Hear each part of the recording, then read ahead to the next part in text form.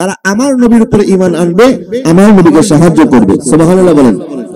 এবং যখন সাহাবায়ে কেরাম আলোচনা করছেন যে আল্লাহ পাক আদম আলাইহিস সালামকে সফিউল্লাহ বানিয়েছেন, নূহ আলাইহিস সালামকে নজিউল্লাহ বানিয়েছেন, ইব্রাহিম আলাইহিস সালামকে খলিলুল্লাহ বানিয়েছেন, হযরত মুসা আলাইহিস সালামকে খলিলুল্লাহ বানিয়েছেন, ঈসা আলাইহিস সালামকে রূহুল্লাহ বানিয়েছেন। নবীজি বললেন, তোমরা যা বলছো সত্য বলেছো, কিন্তু জেনে রাখো আমাকে আল্লাহ পাক হাবিবুল্লাহ বানিয়েছেন। যারা বলেন না সুবহানাল্লাহ। খলিলুল্লাহর দাম বেশি না হাবিবুল্লাহর দাম বেশি? খলিল হচ্ছে তিনি যিনি আল্লাহকে ভালোবাসেন, যিনি আল্লাহকে চান, আর হাবিব হচ্ছেন তিনি আল্লাহ নিজে যাকে চান। ওয়ালা সাউফা ইউতিকা রাব্বুকা ফাতারদা। আল্লাহ পাক বলেছেন, হাবিব আপনাকে আমি এত দেব আপনি নবী, আমি আল্লাহর প্রতি রাজি হয়ে যাবেন। সুবহানাল্লাহ বলেন। এখন কথা হচ্ছে যে আমাদের নবী সাল্লাল্লাহু আলাইহি ওয়াসাল্লাম আসলেন পরে অন্যান্য নবীগণ এসেছেন এবং নবীজি ইরশাদ করেছেন, আজকের দিনে মুসা যদি জীবিত থাকতো, ঈসা যদি জীবিত থাকতো, কোন নবী আমার তাবেদারি করা ছাড়া তাদের আর কোনো গতি থাকতো না, অবশ্যই তাদেরকে আমার তাবেদারি করতে হতো। সুবহানাল্লাহ বলেন না। এতবার আসা যাওয়া করবেন না, শেষ। আসলে পিছন দিয়ে আসবেন। আল্লাহুম্মা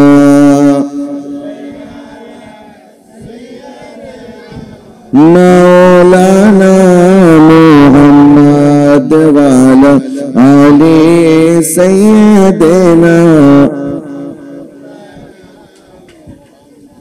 নবীজি সাল্লাল্লাহু আলাইহি ওয়াসাল্লাম জানিয়ে দিলেন যে হযরত মুসা, হযরত ঈসা, আল্লাহর যত নবী আছে, পয়গম্বর আছে, যারা দুনিয়াতে নবুয়তের রিসালাতের দায়িত্ব পালন করেছেন, তারা যদি নবীজির জামানায় থাকতেন, তারা অবশ্যই নিজের দায়িত্ব রেখে আমার নবীকে সাহায্য করতে হতো।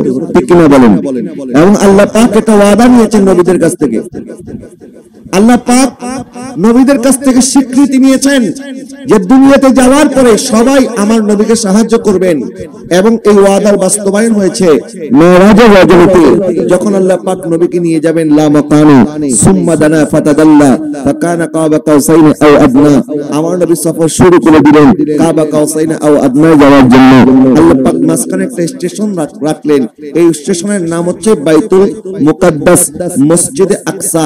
আল্লাহ পাক বলেন, সুবহানাল্লাযী আসরা বিআবদিহি লাইলাম মিনাল মাসজিদিল হারাম ইলাল মাসজিদিল আকসা। আমি আমার বান্দাকে সফর করিয়েছি মসজিদ হারাম থেকে মসজিদ আকসা পর্যন্ত। আমার নবী আসলেন, আল্লাহ পাক সমস্ত নবীদেরকে হুকুম করলেন, নবীগণ এখন আর আপনাদেরকে রওজা মোবারকে থাকার দরকার নাই, প্রত্যেকের কবর থেকে উঠেন আর আমার নবীকে রিসিভ করার জন্য মসজিদ আকসায় চলে যান। নবী আসার আগে সমস্ত নবীরা উপস্থিত। সুবহানাল্লাহ বলেন না। সমস্ত নবীগণ নবীর ইমামতিতে নামাজ পড়েছেন। এখানেই প্রমাণ হয়ে গেল আমার নবী হচ্ছেন ইমামুল আম্বিয়া। বলেন, আমাদের নবী কি ইমামুল? এজন্য আল্লাহ হযরত বলেছেন, সবসে আওলা ওয়ালা হানা ওয়া নবী সবসে বালা আলা হানা। खल्क से औलिया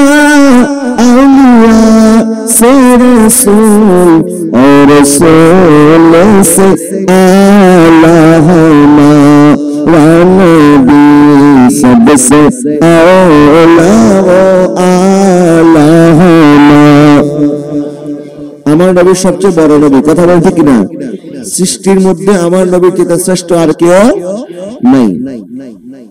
কিন্তু এই ইহুদিরা, তারা আমার নবীকে চিনত, তারা নিজের সন্তানকে যতটুকু চিনে আমার নবীকে তারা এর চেয়ে ভালোভাবে চিনত। চিনার পরেও অহংকারের কারণে, তাকাব্বুরির কারণে তারা বলতো যে নবী আসবে ইসহাক আলাইহিস সালামের বংশে। ইসমাইলের বংশে কি করে আসলো? ইসহাক আলাইহিস সালামের বংশের মধ্যে অনেক নবী এসেছেন। ঈসা আলাইহিস সালাম ছিলেন বনী ইসরাইলের সর্বশেষ নবী, কিন্তু আল্লাহ পাক বরকত রেখেছেন ইসমাইল আলাইহিস সালামের বংশে, যেই বংশে আল্লাহ পাক আমার নবীকে পাঠিয়েছেন। সুবহানাল্লাহ বলেন না। তারা সত্য জানার পরেও আমার নবীকে তারা স্বীকার করে নাই। এই ইহুদি নাসারারা দুনো দল মুসলমানের শত্রু। তবে নাসারা অপেক্ষা ইহুদিরা মারাত্মক। কারণ নবীজি সাল্লাল্লাহু আলাইহি ওয়াসাল্লামের বয়স তখন 12 বছর। নবীজির চাচা সহ গেলেন সিরিয়াতে ব্যবসায়িক উদ্দেশ্যে। এটি জামে তিরমিজির হাদিস। তো দূর থেকে একটা কাফেলা আসতেছে দেখে একজন খ্রিস্টান পাদ্রী বুহায়রা, সে আমার নবীকে দূর থেকে দেখে চিনে ফেললো। নবীজির বয়স তখন 12 বছর। যখন কাফেলা সামনাসামনি আসছে, কাছাকাছি আসছে, এখন এই ইহুদি খ্রিস্টান পাদ্রী গিয়ে বলতেছে যে তোমাদের কাফেলার নেতাকে। তো কাফেলার নেতা ছিল নবীর চাচা আবু তালেব। বলছে আবু তালেব। আবু তালেবকে বলতেছে আপনাদেরকে একবেলা আমি একটু মেহমানদারি করতে চাই। তিনি বললেন কোনো অসুবিধা নেই, আমরা সফর করতেছি, মেহমানদারি করলে তো ভালোই হয়। তো উনি মেহমানদারি করার জন্য চলে গেলেন। আর এদিকে কাফেলার সবাইকে নিয়ে আবু তালেব আসলেন এই পাদ্রীর যেখানে ওনাদের জন্য খানা পানির ইন্তজাম হবে ওই জায়গায়। তো তারা সবাই আমার নবীকে রেখে আসলেন মালামাল পাহারা দেওয়ার জন্য। নবীকে রেখে চলে আসছে বুহায়রা পাদ্রী দাওয়াত খাইতে। এখন বুহায়রা পাদ্রী যখন আসছে, আসার পর দেখতেছে সবাই আছে, কিন্তু 12 বছর ওই বালক নাই। তো জিজ্ঞাসা করতেছে উনি কোথায়? বলে ওনাকে তো রেখে আসছে আমাদের মালামাল পাহারা দেওয়ার জন্য। তখন বুহায়রা পাদ্রী বলতেছে আরে এত বছর আপনারা গিয়েছেন, কোন দাওয়াত দেয়নি, আজকে তো দাওয়াত আপনাদের জন্য দেয়নি, আজকে তো 12 বছরের বালকের জন্য দাওয়াত দিয়েছি। আরে তাকে না নিয়ে আসবেন, বরযাত্রা যদি যায় বরকে রেখে পাত্রীপক্ষ খাওয়ান দিবে না, বলবে আগে বরকে নিয়ে আসেন। বর ছাড়া বরযাত্রীর কোনো দাম, আমার নবী ছাড়া এই কাফেলারও কোনো দাম নাই।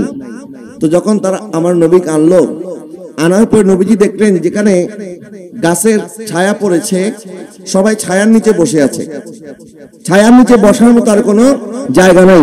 তো নবীজি জায়গা না পেয়ে যেখানে রোদ আছে গাছের ওই পাশে গিয়ে বসে পড়েছে। নবীজি বসতে দেরি, গাছ তার ছায়া পরিবর্তন করে আমার নবীর দিকে ফিরতে দেরি করে নাই। এখন এই দৃশ্য দেখে সবাই অবাক হয়ে গেল। তখন এই বুহায়রা পাদ্রী, খ্রিস্টান পাদ্রী বলতেছে এই মক্কাবাসী শুনেন, এই 12 বছরের বালক উনি সাধারণ কোনো বালক না, উনি আখিরি জামানার নবী। আল্লাহ পাক তাকে ওটা কায়নাতের রহমত হিসেবে রাহমাতুল আলামিন ইমামুল মুরসালিন করে দুনিয়াতে পাঠিয়েছেন। এখন সবাই বলতেছে আপনি কি করে জানেন, আপনার কাছে কি প্রমাণ আছে? বলে প্রমাণ হচ্ছে যখন আপনার দূর থেকে আসতেছেন আমি তখন দেখতেছিলাম আকাশের মধ্যে কোনো মেঘ নাই, কিন্তু একটা ছোট্ট মেঘখণ্ড ওনার মাথার উপরে ছায়া দিচ্ছিল, এবং ওনার আশেপাশে ডানে এবং বামে যতগুলি গাছ ছিল সকল গাছ এবং পাথর ওনার দিকে ঝুঁকে সেজদার মধ্যে লুটে পড়েছে। আর গাছ আর পাথর নবী ছাড়া অন্য কাউকে সেজদা দেয় না। সুবহানাল্লাহ বলেন না। তখন এই খ্রিস্টান পাদ্রী বলতেছে যে আমি যেরকম ওনাকে চিনে ফেলেছি, সিরিয়ার মধ্যে কিছু ইহুদি পণ্ডিত বসে আছে, তারাও ওনাকে দেখলে চিনে ফেলবে। সুতরাং আপনারা তাকে নিয়ে আর সিরিয়াতে যাওয়া দরকার নেই, কারণ তারা যদি চিনে ফেলে তাহলে তারা এই বালককে হত্যা করবে। আপনারা সোজা চলে যান, যেখান থেকে এসেছেন মক্কায়, আবার মক্কায় চলে যান। তখন আবু তালিব সহ কাফেলার সবাই নবীকে নিয়ে মক্কায় চলে আসলো। তো এটার মধ্যে প্রমাণ হয় যে খ্রিস্টান এবং ইহুদি এই দুই ধর্মের মানুষের মধ্যে পার্থক্য হচ্ছে, খ্রিস্টানরা ইসলামের প্রতি তাদের দরদ যতটুকু আছে, কিন্তু ইহুদিদের মুসলমানদের প্রতি কোনো দরদ নাই। দরদ নাই তো দূরের কথা, বরং আমার নবীকে বিষ দিয়েছিল খাবারের মধ্যে, সে একজন ইহুদি মহিলা ছিল। নাউজুবিল্লাহ বলেন না। যে বিষক্রিয়ায় পরবর্তীতে নবীজি সাল্লাল্লাহু আলাইহি ওয়াসাল্লাম অসুস্থ হয়েছেন, নবীজির খাবারের ভিতরে বিষ মিশিয়ে দিয়েছিল একজন ইহুদি মহিলা। তো ইহুদিরা সবসময় মুসলমানদের ক্ষতি কামনা করে, সবসময় ক্ষতির জন্য তারা বসে থাকে। এই ইহুদিরা বর্তমানে ফিলিস্তিনের মধ্যে মুসলিম দেশ, সেখানে তারা জায়গা পায় নাই। মুসলমানরা তাদের একটু থাকার জায়গা দিয়েছিল। হিটলার যখন প্রায় 60 লক্ষ ইহুদিকে হত্যা করেছিল, হিটলার 60 লক্ষ ইহুদি হত্যা করার পরে কিছু ইহুদিকে বাঁচিয়ে রেখেছিল। হিটলার বলেছিল আমি এই কয়েকটা ইহুদির বাচ্চাকে বাঁচিয়ে রাখলাম এই কারণে যে আমি কি কারণে 60 লক্ষ ইহুদিকে হত্যা করছি, তোমরা এই কয়েকটা ইহুদির বাচ্চাদের আমল আখলাক দেখলে, তাদের চরিত্র দেখলে বুঝতে পারবে যে আমার সিদ্ধান্ত ভুল ছিল না, আমার সিদ্ধান্ত সঠিক ছিল, এই জন্য এই কয়েকটাকে বাঁচিয়ে রাখলাম। এখন সেটাই প্রমাণ হয়ে গেছে। এই ইহুদিদের কোনো ঠাঁই ছিল না, ঠিকানা ছিল না, বিশ্বের কোথাও তাদেরকে থাকার কোনো জায়গা দিচ্ছিল না। আমাদের ফিলিস্তিনের মুসলমানরা, সরলপ্রাণ মুসলমান, তাদেরকে একটু থাকার জায়গা দিয়েছিল, যে ঠিক আছে তোমরা এখানে বসতি স্থাপন করে থাকো। যারা তাদেরকে জায়গা দিয়েছে থাকার জন্য, এখন তাদেরকে তারা উৎখাত করে, ফিলিস্তিনিদেরকে উৎখাত করে তারা সেখানে ইহুদি রাষ্ট্র প্রতিষ্ঠা করে ফেলেছে ইসরায়েল নামে। ইসরায়েল এটা কোনো দেশ না, এই দেশকে আমরা স্বীকৃতি দেই না, কিয়ামত পর্যন্ত আমরা স্বীকৃতি দিব না। ফিলিস্তিনের মধ্যে কোনো দেশ নাই, ফিলিস্তিনের মধ্যে ইসরায়েলের কবরস্থান হতে পারে, ইসরায়েলের কোনো দেশ হতে পারে না। কথা বলে ঠিক কিনা? জেরুজালেম এটা মুসলমানদের রাজধানী, এটা ফিলিস্তিনের রাজধানী।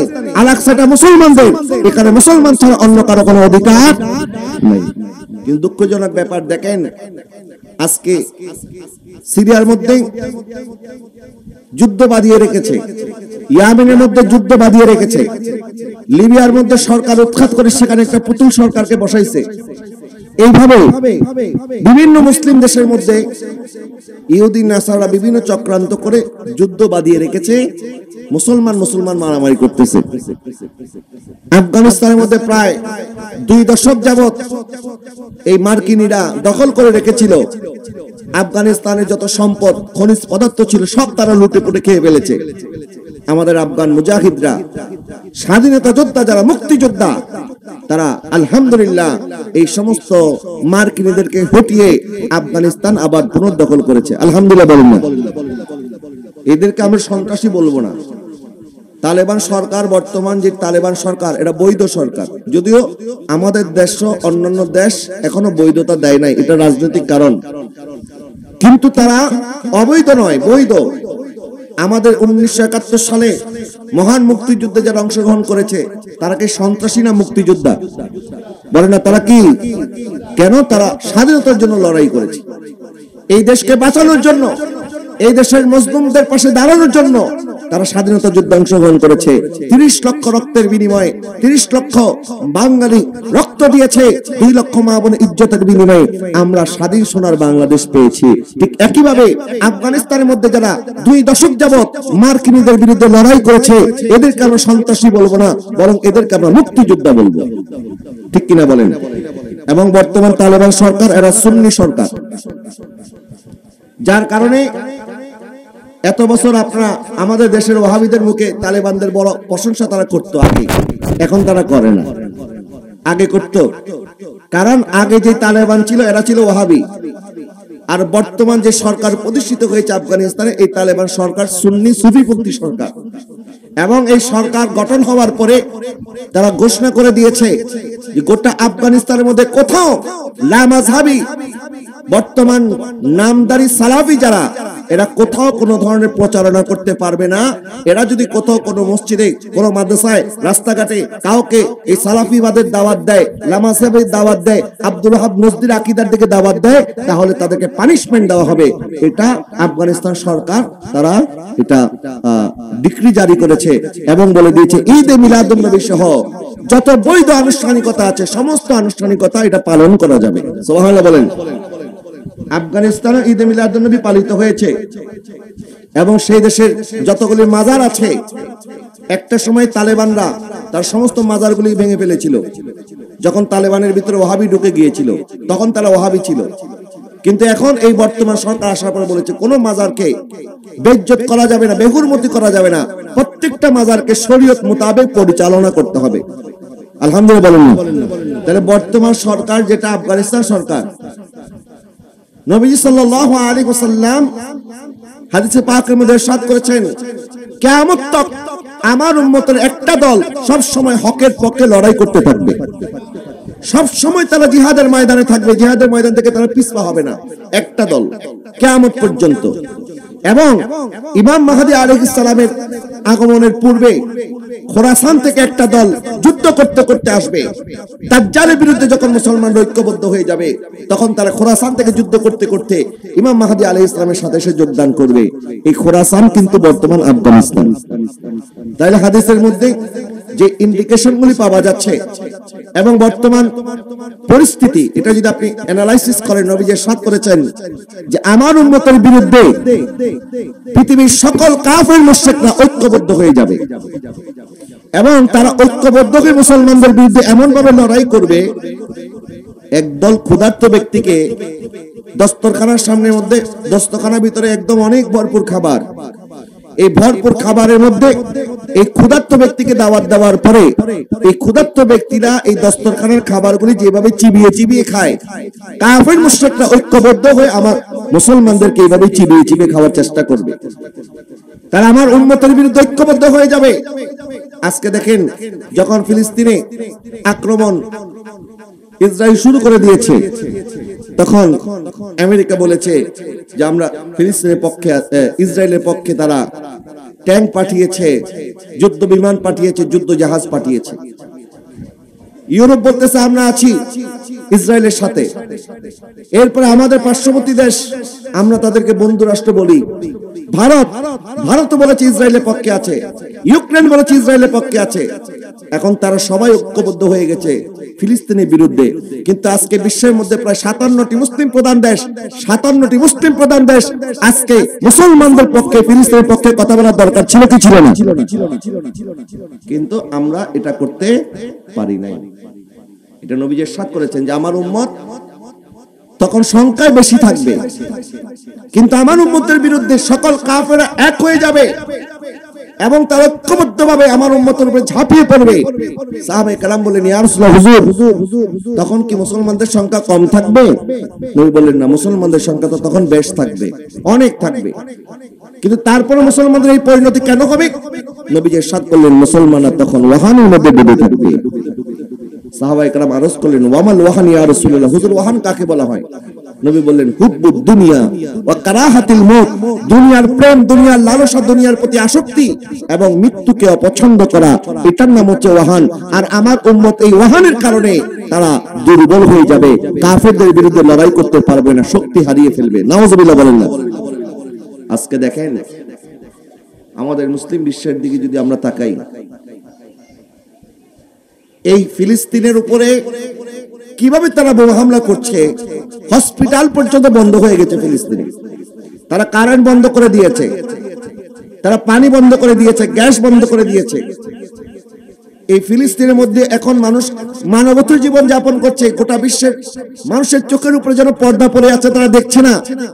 এমনকি তারা রাসায়নিক বোমা, যেটা পৃথিবীর আইনে, জাতিসংঘের আইনে যে বোমাকে নিষিদ্ধ করা হয়েছে, এটা মানবতা বিরোধী অপরাধ। কেউ যদি, কোনো দেশ যদি রাসায়নিক বোমা প্রয়োগ করে, রাসায়নিক বোমা মানে এটা এক ধরনের একটা গ্যাস, এই গ্যাসটা যখন ছাড়া হয়, এই গ্যাসটা যতদূর ছড়িয়ে পড়ে ওই মানুষটার শরীরের মধ্যে তখন আগুন ধরে যায়। নাউজুবিল্লাহ বলেন না। বাতাসের মধ্যে আগুন ছড়িয়ে যায়। এই রাসায়নিক বোমা তারা ব্যবহার করছে আমাদের নিরীহ ফিলিস্তিন মুসলমানদের বিরুদ্ধে। এই ইসরায়েল যুদ্ধ অপরাধ করেছে।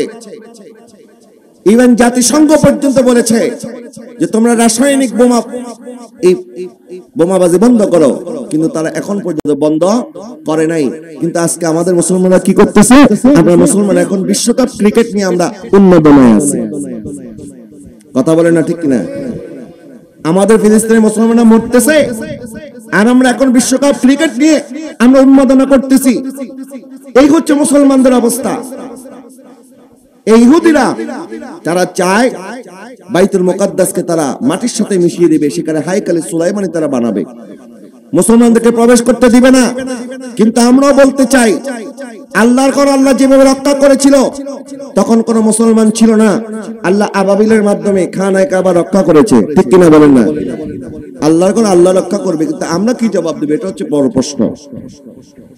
যখন এই ফিলিস্তিনের ছোট্ট বাচ্চা, যাকে পাখির মতো গুলি করে হত্যা করা হয়েছে, সে যদি কিয়ামতের ময়দানে নবীর সামনে আমাদের নামে বিচার দেয়, ইয়া রাসূলুল্লাহ, আপনি বলেছিলেন আপনার উম্মত একটা দেহের মতো, এক দেহের মধ্যে এক জায়গায় ক্ষত হলে সারা শরীরে এটার ব্যথা লাগে, কিন্তু আজকে বছরের পর বছর এই ইহুদিরা আমাদেরকে পাখির মতো গুলি করে মেরেছে, আপনার উম্মতরা আমাদের পাশে দাঁড়ায় নাই, তখন আমরা কি জবাব দেব নবীর সামনে? কথা বলেন না, ঠিক কিনা? এই জন্য আমার ভাইদেরকে আমি বলবো, গাফলতি ছেড়ে দেন, অলসতা ছেড়ে দেন, একটু জাগ্রত হন। মুসলিম বিশ্বে আজকে আমরা মুসলমানরা 200 কোটি মুসলমান, তারপরে 1 কোটি ইহুদির মোকাবেলা করতে পারছি না কেন?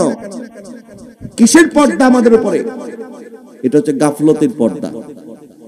আমাদেরকে গাফেল বানিয়ে দিয়েছে, আমাদেরকে মোবাইল ফোন দিয়ে বলেছে তোমরা মোবাইল ফোনের মধ্যে ভিডিও গেম খেলো, আর আসল বিমান, যুদ্ধ বিমান আমরা চালাবো, তোমরা চালাইতে পারবে না, এই ক্ষমতা তোমাদের নাই, কারণ তোমাদেরকে মোবাইল ফোনে আমরা আসক্ত বানিয়ে ফেলেছি। এই মোবাইল ফোনের ভিডিও গেমের পিস্তল তোমরা কেমনে চালায় এটা শিখো, আর আসল পিস্তল কেমনে চালাইতে হয় এটা আমরা শিখবো। তারা নিজেদের ছেলেদেরকে, নিজেদের সন্তানদেরকে আসল যুদ্ধ বিমান কেমনে চালাইতে হয়, আসল আপনার অস্ত্র কিভাবে তাক করতে হয়, এরা নিজের সন্তানদেরকে আসলটা শিখাইতেছে, আর আমাদেরকে দিয়ে দিছে খেলনাটা, আর আমরা এই খেলনাটা নিয়ে বসে আছি। আমাদের জায়গা দরকার আছে না নাই? একটু জোরে বলেন না, আছে না নাই? কষ্ট পাচ্ছেন আপনারা? আল্লাহ পাক ইরশাদ করেছেন ওয়ালা তাহিনু ওয়ালা তাহজানু ওয়া আনতুমুল আ'লাউনা ইন কুনতুম মুমিনিন। তোমাদের কোনো ভয় নাই, তোমাদের চিন্তা নাই, তোমরা কামিয়াব হবে, আমি আল্লাহ তোমাদেরকে বিজয় দান করব, কিন্তু তোমাদেরকে আগে মুমিন হতে হবে। বলেন আমাদেরকে কি হতে হবে? যত আযাব মুসলমানদের উপরে আসতেছে এগুলি আমাদের কারণে, এগুলি আমাদের হাতের কামাই, এমনি এমনি আসে না। নবী ইরশাদ করেছেন আমার সাথে আল্লাহ পাকের ওয়াদা হয়েছে, আল্লাহ পাকের দরবারে নবী দোয়া করেছেন আল্লাহ আপনি আমার উম্মতের উপরে এমন আযাব দিয়েন না যে আযাবে তাদেরকে একদম নির্মূল হয়ে যাবে, তাদের নাম নিশান মিটে যাবে।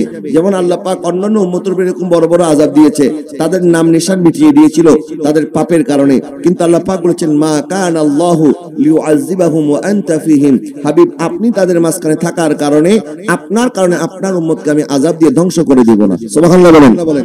তাহলে আমাদের উপরে আযাব আসতেছে না আমরা নবীর উম্মত হওয়ার কারণে, কিন্তু আল্লাহ পাক কিছু কিছু আযাব আমাদেরকে দিবেন বোঝানোর জন্য, সতর্ক করার জন্য। নবী ইরশাদ করেছেন যখন আমার উম্মত যাকাত দেওয়া বন্ধ করে দিবে তখন আল্লাহ পাক বৃষ্টি নাজিল করা বন্ধ করে দিবে। আকাশ থেকে বৃষ্টি নাজিল হতো না যদি না পশু পাখি না থাকতো পৃথিবীর মধ্যে। পশু পাখি তো কোনো দোষ করে নাই, দোষ করেছি আমরা যাকাত না দিয়ে। এখন আল্লাহ আমাদের জন্য যদি বৃষ্টি বন্ধ করে দেয় তাহলে বনের পশু পাখিও তো কষ্ট পাবে, এই জন্য আল্লাহ পাক তাদের কষ্টের কথা চিন্তা করে বৃষ্টি দিচ্ছে। না হয় আমরা যাকাত যেভাবে আমাদের দেওয়া দরকার আমরা এইভাবে যাকাত দেই না, যার কারণে আল্লাহ পাক বৃষ্টি বন্ধ করে দিবেন। নবী ইরশাদ করেছেন আমার উম্মত যখন ওজনে কম দিবে তখন তাদের ভিতরে আল্লাহ পাক দুর্ভিক্ষ দিবেন, খাবারের সংকট দেখা দিবে। আজকে জায়গায় জায়গায় ওজনে কম দেওয়া হয়, তারপরে ওই বেটায় বলে আমি ওজনে কম দেই বেশি ইনকাম করার জন্য, তারপরে তার অভাব শেষ হয় না, ঠিক কিনা বলেন না? কেন শেষ হয় না? কারণ এই যে লোভ তার অন্তরে একবার ঢুকেছে, এই লোভের কারণে সে ওজনে কম দিচ্ছে, বেশি ইনকাম হবে এই জন্য। মানুষকে দেখাচ্ছে একটা, দেওয়ার সময় দিচ্ছে আরেকটা, প্রতারণা করছে, মানুষের সাথে ধোঁকা দিচ্ছে, আসলে সে মানুষকে ঠকায় নাই, নিজে ঠকেছে, এটা সে বুঝতে পারছে না। কারণ তার এই ক্ষুধা আল্লাহ আরো বাড়ায় দিবে, তার লোভ আরো বেড়ে যাবে। নবী ইরশাদ করেছেন তার লোভ, তার এই ক্ষুধা কখনো শেষ হবে না, একমাত্র কবরের মাটি যখন পেটের ভিতরে ভরবে তখন তার পেট ভরবে, এর আগে তার পেট ক্ষুধা কোনোদিন শেষ হবে? আমাদেরকে ক্ষুধা কমায় রাখতে বলা হয়েছে, অল্প খাবেন, অল্প কথা বলবেন, অল্প ঘুমাবেন, এটার মধ্যে বরকত আছে। এক ইহুদি রাত্রেবেলায় নবীজির কাছে আসছে, বলতেছে আমি একজন মুসাফির, আমাকে একটু থাকার জায়গা দেন। কিন্তু সে যে ইহুদি এটা প্রকাশ করে নাই। নবী বলছে ঠিক আছে কোনো অসুবিধা, থাকো তুমি আমার ঘরে। এখন মুসাফির অবস্থা দেখলো, মুসাফির বড় ক্ষুধার্ত, তার জন্য এক গ্লাস দুধ নিয়ে আসো। এক গ্লাস দুধ আনছে, সে গটগট করে খেয়ে ফেলছে। বলে আরেক গ্লাস আনো, মনে হয় মেহমানের ক্ষুধা এখনো শেষ হয়নি, আরেক গ্লাস আনছে, সেটাও খেয়ে ফেলেছে। এরকম করে 6 গ্লাস খেয়েছে। কয় গ্লাস? 6 গ্লাস খাওয়ার পর এখন আর লড়তে চড়তে পারে না, বাস এখন ঘুম চলে আসছে। কারণ বেশি খেলে কিন্তু ঘুম চলে আসে, এখন ঘুম চলে আসছে, ঘুমায় গেছে। এখন এই যে খাইছে, পেট ভরে আছে, ঘুমের মধ্যে বিছনা ময়লা করে দিচ্ছে, মানে পেটের মধ্যে যা ছিল সব ছেড়ে দিয়েছে, বিছনা নোংরা হয়ে গেছে। এখন যখন ঘুম ভাঙছে তখন থেকে আরে আমি তো বিছনা ময়লা করে দিয়েছি, প্রস্রাব পায়খানা করে একদম জায়গাটা অপরিষ্কার করে ফেলেছে। এখন ভয় পেয়ে গেছে, যদি ইসলামের নবী মুহাম্মদ দেখে তাহলে তো আমাকে দিবে মাই। এই বয়সে পলাইছে। নবীজি সাল্লাল্লাহু আলাইহি ওয়াসাল্লাম আসলেন ফজরের সময়, আসার পরে দেখে মেহমান নাই। আর ওই ইহুদিও মদিনার বাইরে গিয়ে একটা কুয়ার মধ্যে গোসল করলো, কিছুক্ষণ পর দৌড়ে যাচ্ছে, আর মনে পড়ে গেছে আরে হাতের মধ্যে একটা স্বর্ণের বালা ছিল, গলার মধ্যে স্বর্ণের একটা হার ছিল, এটা তো বিছনার পাশে রেখে চলে এসেছি। এখন ঠিক আছে মাইর খাই আর যা খাই, কপালে যা আছে তা হবে, আগে গিয়ে স্বর্ণের জিনিসগুলো তো উদ্ধার করতে হবে। এই স্বর্ণ নেওয়ার জন্য সে আবার আসছে। আসার পরে দেখতেছে আমার নবী তার ময়লাগুলি পরিষ্কার করতেছে। জোরে বলেন না সুবহানাল্লাহ। আমার নবী নিজ হাতে ময়লা পরিষ্কার করতেছে। আর যখন তাকে দেখছে তখন আমার নবী জিজ্ঞেস করলো, মেহমান আপনি কোথায় চলে গেছেন? আপনার কি কোনো কষ্ট হয়েছে? রাত্রে ঘুমাতে কোনো অসুবিধা হয় নাই তো?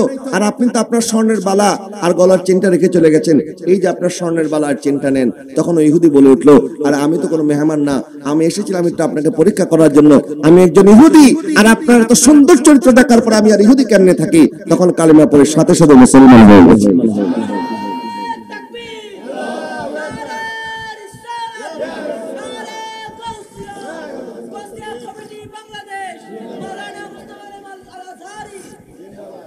মনে রাখবেন, जो दिल को फतह करता है वो फातिह ज़मान है। যারা দিলের উপর রাজত্ব করে তারাই হচ্ছে প্রকৃত বাদশা।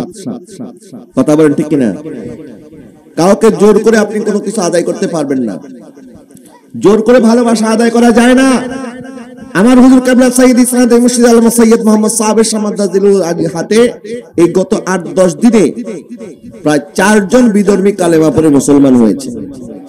জোরে বলেন না সুবহানাল্লাহ। আমরা তো ঘন্টার পর ঘন্টা ওয়াজ করার পরও বিধর্মীদেরকে মুসলমান বানাইতে পারি না, কিন্তু ওনারা আসেন। গত বছর 17 জন বিধর্মী কালেমা পড়ে মুসলমান হয়েছে। এই বছর 4 জন হয়েছে, আমার জানা মতে আরো বেশি হতে পারে। এখন ওই ইহুদি তখন কালেমা পড়ে মুসলমান হয়ে গেল। সকাল তো হয়েছে, এখন তো খিদা লাগছে না। নবী বলল, এখন গত রাত্রে ইহুদি ছিলেন, এখন মুসলমান হয়েছেন, এখন আমার মেহমানদারি গ্রহণ করতে হবে, আপনাকে আরো থাকতে হবে, বেড়াতে হবে। বলে আচ্ছা ঠিক আছে হুজুর, বেড়াবো। তো নবীজি বলেন তার জন্য দুধ নিয়ে আসো। 1 গ্লাস দুধ খাইছে। খাওয়ার পরে নবীজি বলেন আরেক গ্লাস নিয়ে আসো। ওই ইহুদি বলছে, হুজুর আমি আর পারবো না, আমি আর পারবো না। আরে গত রাত্রে 6 গ্লাস খেয়েছো, এখন 1 গ্লাসে পেট ভরে গেছে। বলে জি হুজুর, এখন আর আমার পেটে আর জায়গা নাই, 1 গ্লাসে পেট ভরে গেছে। আমার নবী বুঝিয়ে দিলেন, দেখো ইহুদিরা যারা 6 গ্লাস খায় আর মুসলমানরা 6 ভাগের 1 ভাগ খায়। যারা বলেন না সুবহানাল্লাহ। মুসলমানরা কয় ভাগের 1 ভাগ খায়? 6 ভাগের 1 ভাগ। এই জন্য কম খাওয়া, কম ঘুমানো, কম কথা বলা, এটা নবীজির সুন্নাত। নবীজি ইরশাদ করেছেন, তোমরা পেটের 3 ভাগের 1 ভাগ খাও, 1 ভাগ পানি দ্বারা পূর্ণ করো, আর 1 ভাগ খালি রাখো। কিন্তু অনেকে আছে খাইতে খাইতে গলা পর্যন্ত খেয়ে ফেলে, আছে না? তো বেশি খাওয়াটা ভালো না, খালি পাইলেই খাইতে হয় না।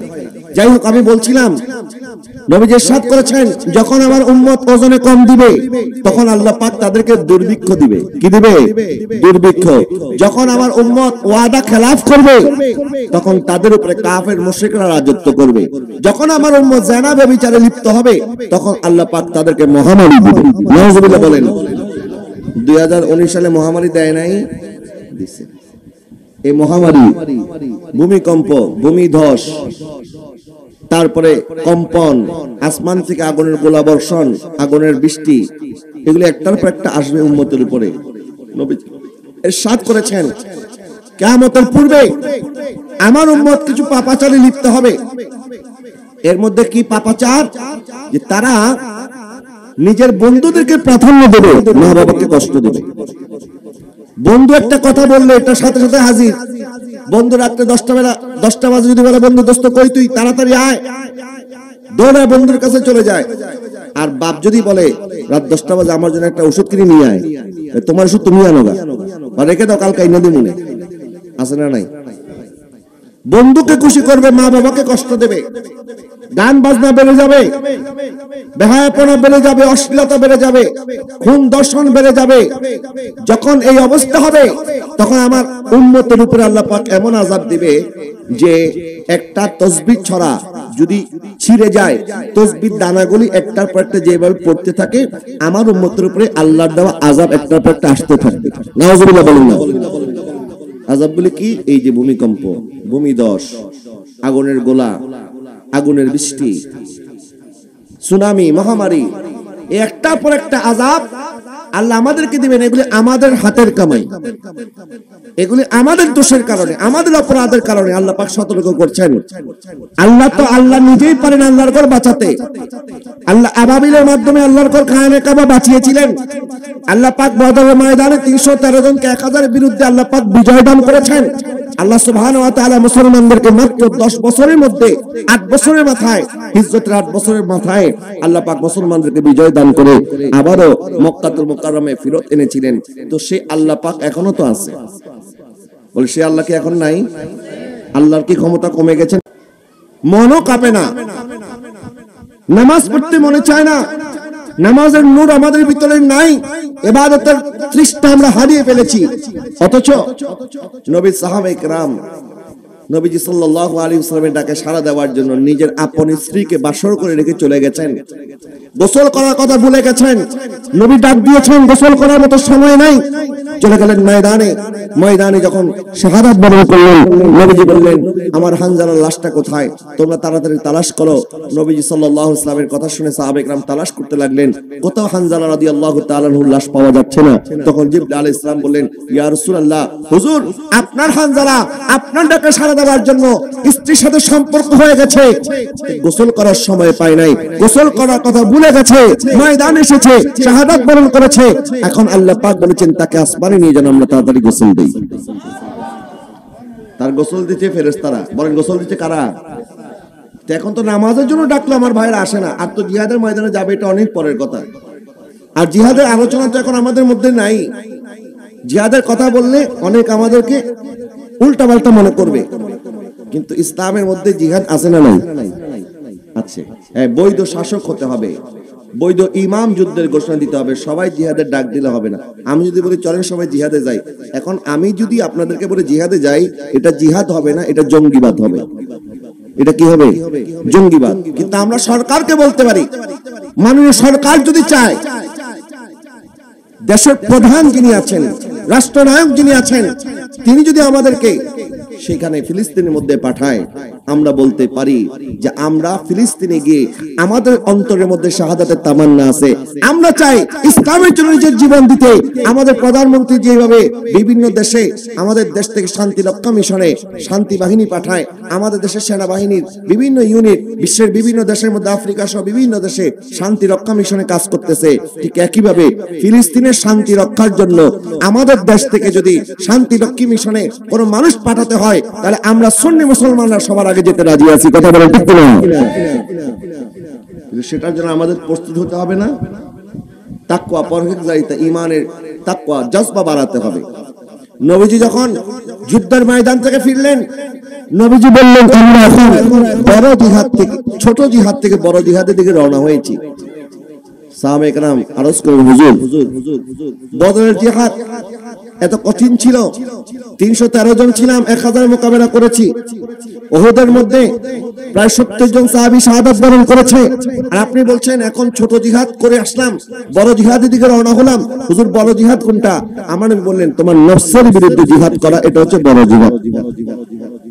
বলেন কিসের বিরুদ্ধে জিহাদ করা? আমার নফস, এটা আমার সাথে আছে। আমাদের ভিতরে একটা শয়তান আছে, এই শয়তানের নাম হচ্ছে আমাদের নফস। এটাকে কাবু বানাতে হবে, এটাকে আমাদের আওতায় আনতে হবে। নবীজি সাল্লাল্লাহু আলাইহি ওয়াসাল্লাম ইরশাদ করেছেন, প্রত্যেক বনি আদমের সাথে একটা করে শয়তান আছে, একটা করে রহমতের ফেরেশতা আছে। সুবহানাল্লাহ বলেন না? যখন আমরা গুনাহ করি, তখন আমাদের ভিতরে জিন শয়তানটা শক্তিশালী হয়ে যায়, আর যখন আমরা নেক আমল করি, তখন রহমতের ফেরেশতাটা শক্তিশালী হয়ে যায়। সুবহানাল্লাহ বলেন না? এখন কি আমরা শয়তানকে শক্তিশালী বানাবো না রহমতের ফেরেশতাকে শক্তিশালী বানাবো? বলে না কাকে? রহমতের ফেরেশতাকে। তখন ওই সাহাবী আরজ করেন, ইয়া রাসূলুল্লাহ, হুজুর আপনার সাথে কি জিন শয়তানটা আছে? আমার বলেন, হ্যাঁ আমার সাথে জিন শয়তানটা আছে, কিন্তু সে এখনো শয়তান নেই, তাকে আমি কালেমা পড়িয়ে মুসলমান বানিয়ে দিয়েছি। তো এখন আমাদের ভিতরের শয়তানটাকে কাবু করতে হবে, আমাদের রহমতের ফেরেশতাকে শক্তিশালী করতে হবে। যখন আমরা গুনাহ করি, গুনাহ করতে করতে আমাদের অন্তর কালো হয়ে যায়, হৃদয় দুর্বল হয়ে যায়, নফস শক্তিশালী হয়ে যায়, আর সাথে সাথে যদি আমরা তওবা করতে পারি, গুনাহ হয়ে গেছে, বনি আদম গুনাহ করবে, এটা স্বাভাবিক ব্যাপার। কারণ মানুষকে আল্লাহ সুবহানাহু ওয়া তাআলা নিসিয়ানুন শব্দ যেটা, এটার অর্থ হচ্ছে ভুল করা। মানুষের তবিয়তের মধ্যে আল্লাহ ভুল রেখেছেন, মানুষ ভুল করবে, এটা স্বাভাবিক, কিন্তু ভুল করার পরে সাথে সাথে তওবা করাটা, এটা ঈমানদারের আলামত। সুবহানাল্লাহ বলেন না? কিন্তু আপনি একটার পর একটা গুনাহ করতেছেন করতেই থাকলেন, আর তওবার কথা আপনি ভুলে গেলেন, মনে করলেন আমি বৃদ্ধ বয়সে তারপরে তওবা করব। যখন মরার সময় আসবে তখন তওবা করে ফেলবো, কিন্তু তখন তওবা করার সময় পাবেন, সুযোগ পাবেন, তার কি কোনো গ্যারান্টি আছে? মৃত্যু কি বলে কই আসবে নাকি? মৃত্যু যখনই হোক তখন আপনাকে সময় দেওয়া হবে না, বলা হবে না আপনি আগে তওবা করেন। হযরতে ইয়াকুব আলাইহিস সালামের সাথে মালাকুল মউতের সাক্ষাৎ হয়েছে। মালাকুল মউতকে তিনি রিকোয়েস্ট করেছেন, তুমি যখন আমার কাছে আসবা, আসার আগে আমাকে সংবাদ দিয়ে আসিও। মালাকুল মউত বলছে, ঠিক আছে হুজুর, আমি সংবাদ দিয়ে আসবো। হঠাৎ করে একদিন মালাকুল মউত চলে আসছে জান কবজ করার জন্য। হযরত ইয়াকুব আলাইহিস সালাম বলতেন, তুমি তো আমার সাথে ওয়াদা করেছিলে আসার আগে সংবাদ দিয়ে আসবা। বলে, হুজুর আমি আসার আগে আপনার কাছে 3টা সংবাদ দিয়েছি। কয়টা সংবাদ? বলে, কি সংবাদ? আমি তো পাই নাই। বলে, হুজুর পেয়েছেন? সে সংবাদগুলি হচ্ছে এই, আগে আপনি সবল ছিলেন, এখন আপনি দুর্বল হয়ে গেছেন, এটা আমার 1 নম্বর সংবাদ। আগে আপনার দাড়িগুলি কালো ছিল, এখন দাড়িগুলি সাদা হয়ে গেছে, এটা আমার 2 নম্বর সংবাদ। আপনি আগে সোজা হয়ে দাঁড়াইতে পারতেন, এখন আর সোজা হয়ে দাঁড়াইতে পারেন না, এখন সোজা হয়ে চলতে হয়, এটা আমার পক্ষ থেকে 3 নম্বর সংবাদ। এগুলো সব আমার সংবাদ। এরপর আমাদের চতুর্পাশে কত মানুষ মারা যাচ্ছে। মালাকুল মউত পাশের ঘরের মানুষের কাছে আসে, তার রূহ কবজ করে চলে গেছে। আমার চোখের সামনে মানুষ মারা গেল, আমি নিজে জানাজার নামাজ পড়লাম, আমি নিজে কবরস্থানে গেলাম, আমি নিজে একজন মানুষকে মাটির নিচে দাফন করে আসলাম। এটাকে মালাকুল মউতের সংবাদ না? বলেন না, এটাকে মালাকুল মউতের সংবাদ না? তো মালাকুল মউত কখন আসবে এটা তো আমরা জানি না। আজকে আমাদের ফিলিস্তিনের মুসলমানরা তারা বলতেছে বিশ্বের মুসলমান নামাজ পড়ে 5 ওয়াক্ত, আমরা নামাজ পড়ি 6 ওয়াক্ত। আরেক ওয়াক্ত কোনটা? বলে প্রত্যেক ওয়াক্তের পরে আমরা একজন শহীদের শাহাদাতের জানাজার নামাজ পড়ি। যদি বলেন না সুবহানাল্লাহ। তা প্রত্যেক দিন জানাজার নামাজ পড়তেছে। যারা শাহাদাত বরণ করছে বাইতুল মুকাদ্দাসের জন্য, মসজিদ আকসার জন্য। মসজিদ আকসা তো শুধুমাত্র ফিলিস্তিনিদের নয়, এই মসজিদ আকসা রক্ষা করার দায়িত্ব শুধু ফিলিস্তিনিদের না, এই মসজিদ আকসা রক্ষা করার দায়িত্ব গোটা বিশ্বের 200 কোটি মুসলমানের, ঠিক কিনা বলেন না? কিন্তু আজকে সেই দিকে আমরা নাই, বরং আমাদের ভিতরে ইহুদিদের কিছু দালাল ঢুকে গেছে। 1 নম্বর সৌদি আরব ইহুদিদের দালাল। কিভাবে? এই কথা অনেকে নারাজ হতে পারেন, বলে সৌদি আরব তো আমাদের মুরব্বি। আর কিসের মুরব্বি? মুরব্বি যদি হতো তাহলে ইসরায়েলের পক্ষে আমেরিকা যেভাবে দাঁড়িয়েছে, সবার আগে সৌদি আরবকে ফিলিস্তিনের পক্ষে দাঁড়ানোর দরকার ছিল, ঠিক কিনা বলেন না? কিন্তু বরং এই 75 বছর যাবত ফিলিস্তিনের উপর আক্রমণ হচ্ছে, সৌদি আরব কোনো প্রতিবাদ করে নাই। বরং এই হামাস যারা মুক্তিযোদ্ধা, যারা ফিলিস্তিনের স্বাধীনতার জন্য লড়াই করতেছে, এই সৌদি আরব তাদেরকে বারবার সন্ত্রাসী বলেছে। কি বলেছে? কিছুদিন আগে একজন এই সৌদি আরবের দালাল বাংলাদেশে আছে না, যারা সৌদি আরবের রিয়াল খেয়ে সৌদি আরবের পক্ষে কথা বলে, এক ব্যক্তি সে বলতেছে যে হামাস কি জন্য 2-4টা রকেট মারে, আর এই রকেটের বাহানা দিয়ে ইসরায়েল বিমান হামলা করে। তো তোমরা তো রকেট হামলা করে 2-4টা ইহুদি মারতে পারো না, তারা তো বিমান হামলা করে শত শত ফিলিস্তিনিদেরকে মেরে ফেলতেছে, তো তোমরা কি দরকার আছে তাদের সাথে লড়াই করতে যাওয়া? দেখেন, তো তারা নাইলে লড়াই করার মতো সক্ষমতা নাই, তো তুমি সৌদি আরবে বসে আছো কেন? 75 বছর যাবত সৌদি আরব কি করেছে ফিলিস্তিনিদের জন্য? ওআইসি কি করেছে ফিলিস্তিনিদের জন্য? গোটা মুসলিম বিশ্ব কি করেছে ফিলিস্তিনিদের জন্য? আমরা শুধু চেয়ে চেয়ে দেখে আছি, আর আমরা তাদেরকে আবার দায়ী করতেছি যে তোমরা পারো না, না পারলে তাদের সাথে যাও কেন লড়তে? আর তারা হয়তো পারে না, কিন্তু তারা তো অন্তত নিজের জীবন বাজি রেখে ফিলিস্তিন মুসলমানদের ভূমি, এই ভূমি রক্ষা করার জন্য, মসজিদ আকসা আমাদের প্রথম কিবলা, এই কিবলা রক্ষা করার জন্য তারা যদি শাহাদাত বরণ করতে পারে, আমাদের তো শাহাদাত বরণ করার তামান্না আছে। আমরা তাদের পক্ষে যদি দাঁড়াতাম তাহলে বেশি দিন সময় লাগতো না, আবারও ফিলিস্তিন গোটা বিশ্বের মধ্যে মাথা উঁচু করে দাঁড়াতে পারতো। কথা বলে না, ঠিক কিনা? কিন্তু আজকে আমরা খালি স্লোগানের মধ্যে 2-4টা জজবাতি কথাবার্তা আমরা বলবো, আবার কিছুদিন পর আমরা ভুলে যাব। এখন ফিলিস্তিনকে আমরা যেভাবে স্মরণ করতেছি, 2 দিন পর আর এই স্মরণটা আমরা করব না। এই হচ্ছে আমাদের মুসলমানদের স্বভাব। প্যারে হাজরিন, এই জন্য আমি বলবো আপনাদেরকে, এই দুনিয়ার খেল তামাশা করে রাখেন, বন্ধ করেন এগুলি। এই বিশ্বকাপ, এই খেলাধুলা, এই একটার পর একটা আমাদেরকে ইভেন্ট দিয়ে তারা ব্যস্ত রেখেছে, আমাদেরকে ডাইভার্ট করে রাখছে, আমাদের নজরকে ভিন্ন খাতে সরিয়ে রাখছে যে তোমরা আর মসজিদ আকসা নিয়ে মাথা ঘামানোর দরকার নাই, তোমরা খেলাধুলা নিয়ে থাকো। আর এই ফাঁকে ফিলিস্তিন আমরা যেটা আছে এখন, এই সামান্য কতটুকু জায়গা আপনারা দেখেছেন, ফিলিস্তিন ভূমির মধ্যে প্রায় 90% ভূমি তারা এখন ইসরায়েলরা নিয়ে নিয়েছে। নাউজুবিল্লাহ বলেন না। তাও মাত্র 10 ভাগের মতো ভূমি এখন যেটা আছে গাজা থেকে শুরু করে যতটুকু জায়গা আছে, এখন তারা বলতেছে, এই ইসরায়েলের প্রধানমন্ত্রী সে হুঙ্কার দিয়ে বলেছে যে গাজাকে তারা ফিলিস্তিনের এই ইসরায়েলের যে মানচিত্র আছে এই মানচিত্র থেকে তারা নাকি গাজার নাম মুছে দেবে। আমি বলি তোমরা ফিলিস্তিনের মানচিত্র থেকে গাজাকে মুছতে পারবে না, ইনশাআল্লাহ একদিন ফিলিস্তিনের মানচিত্র থেকে তোমাদের ইসরায়েলের মানচিত্র মুছে যাবে। কথা বলো ঠিক কিনা? সেদিন আসবে, কিন্তু এটার জন্য আমাদেরকে প্রস্তুত হতে হবে। নবীজি ইরশাদ করেছেন, এই ইহুদিরা তারা মুসলমানদেরকে যেভাবে এখন মারতেছে, একটা সময় এই ইহুদিরা যখন গাছের পিছনে গিয়ে লুকাবে, এই গাছ বলে দিবে আমার পিছনে ইহুদি আছে, তোমরা তাকে কতল করো। তখন তারা গাছের পিছনে লুকিয়ে থাকতে পারবে না, তাদেরকে ধরে ধরে কতল করা হবে। কারণ তারা এত বছর যাবত জুলুম করছে, 100 বছর যাবত আমাদের মুসলমানদের ভূমি তারা দখল করে বসে আছে। আর ক্ষমতার কারণে, ক্ষমতার জন্য সৌদি থেকে শুরু করে আরবের কিছু দেশ আছে যারা ইহুদিদের সাথে আতাত করে ক্ষমতায় এসেছে। এই সৌদি আরব, এটা কিন্তু সৌদি আরব ছিল না, এই দেশের নাম ছিল জাজিরাতুল আরব। বলেন এই দেশের নাম কি ছিল? জাজিরাতুল আরব। অনেকে আমাদেরকে বলে আপনারা এগুলি করেন, মিলাদুন নবী করেন, মিলাদ মাহফিল করেন, এগুলো তো সৌদি আরবে নাই। এরকম কথা অনেকে আমাদেরকে বলে না? তো এখন ফিলিস্তিনকে মারতেছে, এখন তারা কোথায়? সৌদির দালালরা। এখন তারা মাঠে নামে না কেন? এতদিন আমাদেরকে বলেছে মিলাদুন নবী করেন, মিলাদ ক্যাম্প করেন, এই করেন, সেই করেন, জুলুস করেন, এগুলি তো নবীর দেশে হয় না। আর সৌদি আরব নবীর দেশ তোমাকে কে বলেছে? নবীর সময় তো সৌদি আরব নামে কোনো দেশ ছিল না, ওই সময় এই দেশের নাম ছিল জাজিরাতুল আরব। মানে কি ছিল? জাজিরাতুল আরব। তো জাজিরাতুল আরব থেকে সৌদি আরব কেমনে হইল? কোন ব্যক্তির নামে যদি দেশের নামকরণ করা দরকার হয়, তখন ওই দেশে যেহেতু নবী এসেছেন, সুতরাং দেশের নামটা নবীর নামে হওয়া দরকার ছিল। কিন্তু তারা নবীর নামে না করে নিজের দাদার নামে করেছে সৌদি।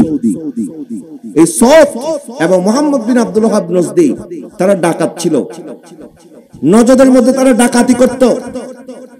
হামফ্রে নামে একটা ইহুদি গোয়েন্দা তাদেরকে মুসলমানদের বিরুদ্ধে উস্কে দিয়েছে, বলে তোমরা তুর্কি সালতানাতের বিরুদ্ধে লড়াই করে তোমরা নিজের একটা স্বাধীন দেশ প্রতিষ্ঠা করো। গোটা বিশ্বের মধ্যে খেলাফতের রাজত্ব ছিল। নবী সাল্লাল্লাহু আলাইহি ওয়াসাল্লামের জামানা থেকে আজকে থেকে 100 বছর পূর্ব পর্যন্ত গোটা পৃথিবীর মধ্যে খেলাফতের রাজত্ব ছিল। সুবহানাল্লাহ বলেন না? যেটা নবীজি আমাদেরকে দিয়ে গেছেন। সর্বশেষ তুর্কি সালতানাত যেটা ওসমানী সাম্রাজ্যের বিরুদ্ধে এই ইহুদি এবং নাসারারা মিলে এই সৌদ এবং মোহাম্মদ বিন আব্দুল ওয়াহাব নজদিকে নামিয়ে দিয়েছে। এবং মোহাম্মদ বিন আব্দুল ওয়াহাবের নজদির আকীদা ছিল যে মদিনা শরীফে আমার নবী রওজা মুবারককে কেন্দ্র করে মুসলমানরা পূজা অর্চনার মধ্যে লিপ্ত আছে। নাউজুবিল্লাহ বলেন না? মুসলমানরা কি পূজা করে না জিয়ারত করে? আমরা কবর পূজারি না কবর জিয়ারত করি? কবর জিয়ারত করি। কিন্তু আজকে কিছু মানুষ আছে না, সুন্নিদেরকে দেখলে খালি কবর পূজারি, মাজার পূজারি বলে। এই কথাটা প্রথম বলেছিল এই মোহাম্মদ বিন আব্দুল ওয়াহাব নজদি, ওয়াহাবী মতবাদের প্রতিষ্ঠাতা। সে বলেছিল মদিনা শরীফে নাকি নবীর রওজাকে কেন্দ্র করে মুসলমানরা নবীর রওজা পূজা করতেছে। নাউজুবিল্লাহ বলেন। এই জন্য সে হাজার হাজার মুসলমানকে শহীদ করেছে। তার নিজের বাবা, নিজের আপন ভাই তার বিরুদ্ধে কিতাব রচনা করে তাকে কাফের ফতোয়া দিয়েছে। বলছে মোহাম্মদ বিন আব্দুল ওয়াহাব নজদি সে কাফের হয়ে গেছে, নবীর সাথে বেয়াদবি করেছে। সে মসজিদ নববীর মধ্যে নিজের হাতের লাঠি উঁচিয়ে বলতেছে, আমার হাতের লাঠির যে ক্ষমতা আছে, এই কবরে যে মোহাম্মদ শুয়ে আছে, এই মরা মোহাম্মদের সেই ক্ষমতা নাই। জোরে বলেন না নাউজুবিল্লাহ? নবীর সাথে বেয়াদবি করেছে, তাহলে কি সে ঈমানদার থাকতে পারে? এই মোহাম্মদ বিন আব্দুল ওয়াহাব নজদির অনুসারী যারা, তাদেরকে ওয়াহাবি বলে। বলেন তাদেরকে কি বলে? আমাদের দেশে এরকম ওয়াহাবি আছে না নাই? এই ওয়াহাবিরা কিছুদিন আগেও বলেছে সৌদি আরবের মধ্যে নাই, তোমরা কেন করো? তো সৌদি আরব আমাদের জন্য দলিল না, কারণ সৌদি আরব তো ইহুদিদের দালাল, তারা তো ইহুদিদের দালালি করতেছে। আমরা তো ইহুদিদের দালালি করতে পারবো না। আমাদের দেশের প্রধানমন্ত্রী শেখ হাসিনা উনি কয়েকদিন আগে জাতিসংঘের ভাষণে বলেছেন যে আমরা ফিলিস্তিনের পক্ষে আগেও ছিলাম, এখনো আছি, সামনেও থাকবো। ঠিক কিনা বলেন না? আমরা ইসরায়েল নামে কোনো দেশকে আমরা মানি না, ফিলিস্তিনকে আমরা স্বীকৃতি দিয়েছি, কিন্তু যেই জোর আমরা গরিব দেশের মানুষ হতে পারি, আমরা মুসলমান ৬০০০ কিলোমিটার দূরে আমরা বসবাস করতে পারি সৌদি আরব থেকে, কিন্তু নবীর উম্মতের জন্য দরদ আমাদের কম নাই, বরং বেশি আছে। ঠিক কিনা বলেন না? ২০ লক্ষ রোহিঙ্গাকে কোনো বড় বড় দেশ জায়গা দেয় নাই। সৌদি আরব, আরব আমিরাত, কুয়েত, কাতার, তারা তো পারতো ৫০,০০০ করে রোহিঙ্গা নিয়ে যেতে, তাইলে তো ২০টা দেশের মধ্যে মোটামুটি ভালো হয়ে যেত, কিন্তু কোনোদের জায়গা দেয় নাই। আমাদের দেশের ভূমি আমরা ছেড়ে দিয়েছি ২০ লক্ষ রোহিঙ্গা মুসলমানের জন্য। সুতরাং আমাদেরকে নতুন করে মুসলমানদের দরদ শিখাতে আসবেন না। সৌদি আরব করে করে মুখের ফেনা তুলে ফেলেন। সৌদি আরব এটা নাই, সৌদি আরবের মধ্যে ৩৬০টা সিনেমা হল চালু করেছে তারা। সৌদি আরবের মধ্যে তারা ২০৩০ সালে ২০৩৪ সালে ফিফা ফুটবল বিশ্বকাপ আয়োজন করার জন্য ফিফার কাছে দরখাস্ত করেছে। তো ফুটবল বিশ্বকাপ এটা কি জায়েজ নাকি হারাম? বলে না জায়েজ না হারাম? তো মিলাদুন নবী তাদের কাছে জায়েজ মনে হয় না, ফুটবল খেলাটা মনে হয় তাদের কাছে নফল ইবাদত। মানে ফুটবল খেলার বিরুদ্ধে তো কোনো ফতোয়া নাই, সিনেমার বিরুদ্ধে কোনো ফতোয়া নাই। সৌদি আরবের এই সমস্ত কর্মকাণ্ডের বিরুদ্ধে আমাদের দেশের ঘন্টাওয়ালা মৌলবী, ওয়াহাবি মৌলবীরা কোনো ফতোয়া দেয় নাই, কারণ যদি ফতোয়া দেয় তাহলে পকেটের মধ্যে রিয়াল আসা বন্ধ হয়ে যাবে। আর আমরা বলতেছি এটা আমাদের জানের পরোয়া করে আমরা বলি না, আমাদের জানেরও পরোয়া নাই, মেরে ফেলবে। আল্লামা ফারুকীকে শহীদ করেছে না, কিন্তু হকের কণ্ঠ কি বন্ধ হয়ে গেছে? বন্ধ হয়ে গেছে। যুগে যুগে ফারুকী আসবে। এক ফারুকীকে শহীদ করার পরেও লক্ষ ফারুকী যেমন জন্ম হয়েছে, আমরা হক কথা বলতেই থাকবো। আমাদের কথা কেউ মানুক বা না মানুক, আমরা ২২,০০০ এজিদির দিকে তাকায় থাকবো না, প্রয়োজনে ৭২ জন হুসাইনের জীবন দিয়ে দেবো।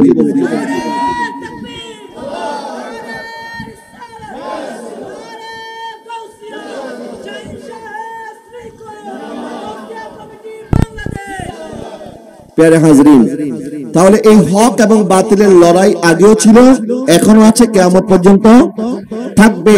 তো কোন দেশ আমাদের জন্য দলিল না, আমাদের জন্য দলিল হচ্ছে কোরআন, সুন্নাহ, নবীর আদর্শ, নবীর আখলাক, নবীর আহলে বাইত, নবীর সাহাবায়ে কেরাম, তারা যেদিকে ছিল আমরা সেদিকে। কথা বলেন ঠিক কিনা? যে সুলতান সালাউদ্দিন আইয়ুবী, যার হাত ধরে আল্লাহ পাক একবার মুসলমানদেরকে বিজয় দান করেছিলেন, বাইতুল মুকাদ্দাস যিনি বিজয় করেছিলেন, তিনি একজন পাক্কা সুন্নি মুসলমান ছিলেন। সুবহানাল্লাহ। এখন এই সৌদি আরবের দালালরা, গোমটা মৌলবীরা বলতেছে যে সালাউদ্দিন আইয়ুবী বড় ভালো মানুষ ছিল, কিন্তু তারপরে তার আকীদা আমরা মানবো না, কারণ সে বেদাতি ছিল। কি ছিল? তিনি নাকি বেদাতি ছিলেন। কি অপরাধ?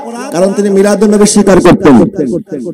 তার আপন বোন জামাই বাদশাহ মুজাফফর, যিনি রাষ্ট্রীয় ফরমান জারি করে সর্বপ্রথম ঈদে মিলাদুন নবীকে রাষ্ট্রীয়ভাবে পালন করা শুরু করেছেন। সুবহানাল্লাহ। আজকে থেকে ৮০০ বছর পূর্বে, কত বছর? ৮০০ বছর। এই ৮০০ বছরের মধ্যে মিলাদুন নবীর বিরোধিতা এত বছর ছিল না। গত ৫০, ৬০, ১০০ বছর যাবত সর্বোচ্চ ১০০ বছর হয়েছে মিলাদুন নবীর বিরোধিতা করতেছে তারা। এর আগে ছিল না, এখন বিরোধিতা কেন? আমাদের একেবারে মিলাদুন নবী নিয়ে বাহাস হবে। আরে কেন বাহাস করবে? এটা তো একটা প্রতিষ্ঠিত বিষয়। তোমার বাবার সন্তান তুমি, এটার জন্য তো কোনো প্রমাণের দরকার। যেখানে মিলাদুন নবীর ব্যাপারে সকল উম্মার ইজমা হয়ে গেছে, ঐক্যমত হয়ে গেছে, এখন নতুন করে আবার বাহাস করার কি প্রয়োজন? এখন যেটা নতুন করে শুরু হয়েছে এই ওয়াহাবি মতবাদ, এবং এই ওয়াহাবিরা সারা জীবন তারা ফিলিস্তিনের বিরোধিতা করেছে। এই ওয়াহাবিরা ফিলিস্তিনের যোদ্ধাদেরকে সন্ত্রাসী বলেছে, মুসলমানরা নির্যাতিত হয়েছে, কিন্তু তারা তাদের পক্ষে কথা বলে নাই, বরং তাদেরকে বিভিন্ন অপবাদ দিয়ে মুসলমানদের দৃষ্টিকে সরিয়ে রেখেছে। কিন্তু আমরা বলতে চাই, তারা যতই ফতোয়াবাজি করুক আর ইহুদি নাসারারা যতই ঐক্যবদ্ধ হয়ে যাক, হকের লড়াই চলছে। এবং আল্লাহ পাক বলেছেন, জা আল হাক্কু ওয়া যাকাল বাতিল ইন্নাল বাতিলা কানা যাহুকা।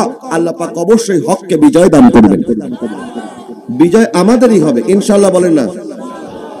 কিন্তু আমাদেরকে পাক্কা ইমানদার হতে হবে। শুধু মুখে মুখে সুন্নি হলে হবে না, আমাদের আমলে, আমাদের আখলাকের মধ্যে নবীর সুন্নাত থাকতে হবে, নবীর আদর্শ থাকতে হবে, এবং নবীর প্রতি একদম নিকট প্রেম ভালোবাসা আমাদের অন্তরে লাগবে।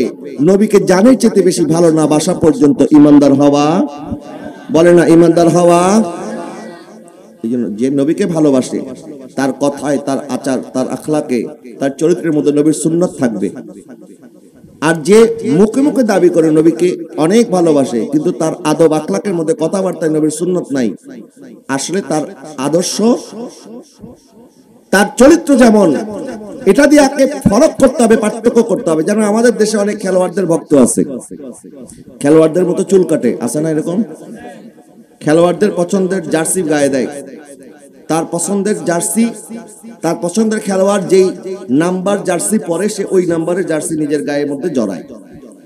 এখন আমাকে বলেন, আমাদের বাংলাদেশের কোন সেনাবাহিনীর সদস্য তিনি যদি ইন্ডিয়া সেনাবাহিনীর পোশাক পরে, আমাদের দেশের মানুষ তাকে কি দেশপ্রেমিক বলবে না দেশদ্রোহী বলবে?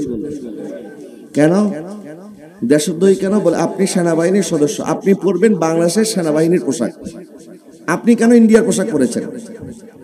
তখন সে যদি বলে যে না আমার তো একটু ভালো লেগেছে, তাদের ডিজাইনটা অনেক সুন্দর ওই জন্য পরেছি আর কি, তারপরে এটা আমরা মানবো না। কারণ যে দেশকে আপনি রিপ্রেজেন্ট করেন, আপনি যে দেশের নাগরিক, এই দেশের পোশাকটাই যদি আপনার কাছে ভালো লাগে না, তাহলে আপনি শত্রুদের বিরুদ্ধে লড়বেন কিভাবে? আগে তো এই দেশের সবকিছু আপনাকে ভালো লাগতে হবে। এই দেশের মাটি, এই দেশের বাতাস, এই দেশের ছায়া, এই দেশের সবকিছু, এই দেশের সবকিছুকে আপনাকে বেশি পছন্দ করতে হবে। আপনি পড়বেন এই দেশে, থাকবেন এই দেশে, খাবেন এই দেশে, সব করবেন এই দেশে, এই দেশের মাটি, এই দেশের মাটিতে বসবাস করবেন, এই দেশের বাতাস গ্রহণ করবেন, আর পোশাক পরবেন ইন্ডিয়া সেনাবাহিনী, না, এটা তো দেশপ্রেমিকের আলামত হতে পারে না। ঠিক একইভাবে আমরা কালেমা পড়েছি, নবীর সৈনিক দাবি করছি, নবীর আদর্শে অনুপ্রাণিত হয়ে আমরা আজকে মাহফিলকে সাজিয়েছি, কিন্তু নবীর সেই চরিত্র যদি আমাদের মধ্যে না থাকে, আমাদের মধ্যে নবীর সুন্নাত না থাকে, আমাদের চোখে আমরা জীবনে কোনদিন সুরমা মাখে নাই, এরকম অনেক সুন্নি মুসলমান আছে, দাড়ি রাখে নাই, টুপি পরে না, নবী সাল্লাল্লাহু আলাইহি ওয়াসাল্লামের জীবন আদর্শ, নবী সত্য কথা বলেছেন, আমানতের খেয়ানত করে নাই, নবী কখনো কারোর সাথে গালাগালি করে নাই, মন্দ কথা বলে নাই, কারো হক নষ্ট করে নাই, কাউকে কষ্ট দেয় নাই। এই কাজগুলি আপনি করেন না, আবার দাবি করেন সুন্নি মুসলমান, তাহলে আসলে এটা সুন্নি মুসলমান না, এটা নবীর আশিক না। নবীর আশিক কখনো এই কাজ করতে পারে না, ঠিক কিনা বলেন? নবীজির সুন্নাত আমাদের মধ্যে লাগবে, নবীর রঙে রঙিন হতে হবে। সাহাবায়ে কেরামের কাছে বেশি দৌলত ছিল না। সাহাবায়ে কেরাম একজন আসলেন, বললেন হুজুর মাতাসা, কিয়ামত কখন হবে? নবীজি বললেন মাজা আ'দাত লাহা, তুমি কিয়ামতের জন্য কি সংগ্রহ করেছো? ওই সাহাবী বলছে হুজুর কিয়ামতের জন্য আমি বেশি কিছু সংগ্রহ করতে পারি নাই, বরং ইন্নী উহিব্বুল্লাহ ওয়া রাসূলহু, আমি আল্লাহ এবং তার রাসূলকে ভালোবাসি। জোরে বলেন না সুবহানাল্লাহ। নবীজি বলে দিলেন আনতা আমান আহবাবতা, তাহলে তোমার কোনো চিন্তা নাই, তুমি যাকে ভালোবাসো তার সাথে তোমার হাসর হবে। জোরে বলেন না সুবহানাল্লাহ। হযরত আনাস ইবনে মালিক রাদিয়াল্লাহু তাআলা বলেন, ইসলাম কবুল করার পরে আমরা কোনোদিন আর এত খুশি হই নাই যেদিন নবী বলেছেন তুমি যাকে ভালোবাসো তার সাথে তার হাসর হবে। এটা শোনার পরে আমরা এত বেশি খুশি আর কোনোদিন হই নাই, কারণ আমরা তো নবীকে ভালোবাসি জীবনের চাইতেও বেশি, আবু বকরকেও ভালোবাসি, ওমরকেও ভালোবাসি, সুতরাং আশা করতে পারি আমাদের হাসরটা নবী, আবু বকর এবং ওমরের সাথে হবে। তাহলে এই হাদিসটা তো শুধুমাত্র ওই সাহাবীর জন্য খাস না, আমাদের জন্য। কথা বলে না, ঠিক না? কিন্তু ওনারা এই হাদিস শোনার পরে নিজেদেরকে সান্ত্বনা দিয়েছেন, নিজের আশা করেছেন ইনশাআল্লাহ ওনাদের হাসরটা নবীর সাথে হবে। কিন্তু আমরা এটা আশা করতে পারি না, কারণ আমরা মুখে দাবি করে নবীকে ভালোবাসি, আমাদের আখলাকে, আমাদের চরিত্রের মধ্যে নবীর ভালোবাসা নাই। যেমন যে যাকে ভালোবাসবে অবশ্যই তার পছন্দকে নিজের পছন্দ বানাবে, যে যাকে ভালোবাসবে তার অপছন্দকে নিজের অপছন্দ মনে করবে। খলিফা হারুনুর রশিদের জামানায়, তখন ওনার জামানার মধ্যে কাজী ছিলেন হযরত আবু ইউসুফ রাহমাতুল্লাহি আলাইহি, ইমাম আবু হানিফার শাগির্দ ছিলেন তিনি। তো একবার খাবার টেবিলের মধ্যে লাউ দেওয়া হয়েছে, বিভিন্ন আইটেম ছিল, একটা আইটেম কি ছিল? লাউ। এক ব্যক্তি বলতেছে আমার কাছে লাউ ভালো লাগে না, আমি লাউ পছন্দ করি না। এই কথা বলার পরে কাজীর খোদা ওই সময়ে যিনি গ্র্যান্ড চিফ জাস্টিস যিনি ছিলেন মুসলিম বিশ্বের, হযরত আবু ইউসুফ রাহমাতুল্লাহ আলাইহি, তিনি বলতেছেন বাদশাহ এই ব্যক্তিকে কতল করা এখন ওয়াজিব হয়ে গেছে। বলে কেন, কি কারণে ওয়াজিব হয়েছে? বলে সে বলতেছে তার কাছে নাকি লাউ পছন্দ না, অথচ লাউ হচ্ছে আমার নবীর সবচেয়ে পছন্দের খাবার। জোরে বলে না সুবহানাল্লাহ। এই জন্য লাউয়ের আরেকটা নাম আছে না, কদু। তো যারা আশিকে রাসূল তারা শুধু কদু বলেন, তারা কদু শরীফ বলে নবীর সম্মানে। নবীজির একটা গাদা মোবারক ছিল, অন্য কিছু হইলে আমরা গাদা বলতাম, কিন্তু এটা গাদা না, গাদা মোবারক। এটার নাম ছিল ইয়াফুর। যারা আহলে ইলম, যারা আশিকে রাসূল, তারা এটাকে শুধু ইয়াফুর ডাকে না, তারা এটাকে হযরতে ইয়াফুর ডাকে। সুবহানাল্লাহ বলেন না। জি, হযরতে ইয়াফুর নবীর ইন্তেকালের পরে, দুনিয়া থেকে রুখসতের পরে সে পাগল হয়ে গিয়েছে, নবীকে দেখছে না। নবী রওজা মোবারকে তাশরীফ এনেছেন, নবীকে না দেখতে পেয়ে সে নিজেই নিজের জীবন দিয়েছে, একটা কুয়ার মধ্যে ঝাঁপ দিয়ে নিজের জীবন দিয়ে দিয়েছে। সুবহানাল্লাহ বলেন না। তো যেই কদু নবী পছন্দ করত, আমার আব্বা হুজুর রহমাতুল্লাহ আলাইহি, বাকিবিল্লাহ রহমাতুল্লাহ আলাইহি, উনি বাজার থেকে যখন কদু কিনতেন, কখনো কদু কিনলে মাটির মধ্যে রাখতেন না, উনি উপরে রাখতেন, সম্মানে, নবীজির সম্মানে, যে নবীজি কদুকে পছন্দ করতেন। এখন যে নবীকে পছন্দ করে তার কাছে নবীর সমস্ত কাজই পছন্দ, ঠিক কিনা বলেন না?